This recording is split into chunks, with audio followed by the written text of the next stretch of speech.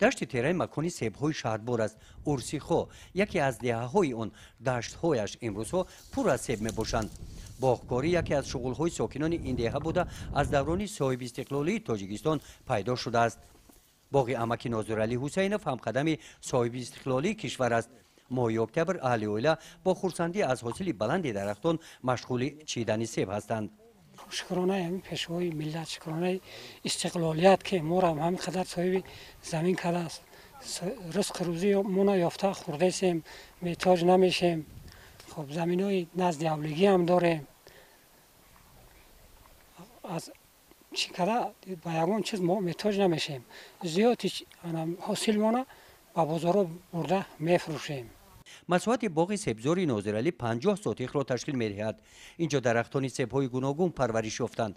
اقلیم مساعد، باد هوای سلقین، شمال فورم، سریع شکل دراری و نگاهبین خوبی درختان امکان داده است که نیال‌ها به‌نقصان پرورش یابند. 4 نمودی سیب هست. سیب سرخ، سیب کبود، سیب زرد و سیب کریک. باغ 30 ساله شده است. هر سال نمود 3 بار داروی برای کرم میزنیم، 1 بار داروی سکور میزنیم برای که گلاب قپه. خب یک مرتبه 2 مرتبه جفت میکنیم، بخی نیالو را نرم میکنیم. 300 نیال هست، بعضیش خشک است با جوشته ایلوه کده شونده سیم. باغ با هر سال رستوراسیا گوی از نو برقرار کرده سیم تا که باغ گم نشود. دهه اوسیخو موقع جوگیرشوی آن برای پرورش نیال‌های سیب قلای و موافق میباشد.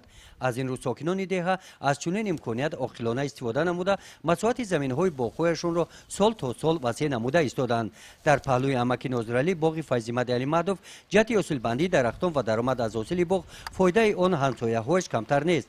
از درآمد حاصل باغ بودجه اویلاها غنی گشته سطح زندگی ساکنان این منطقه کوهستان سال تا سال خوبتر و بهتر گشته ایستاده است.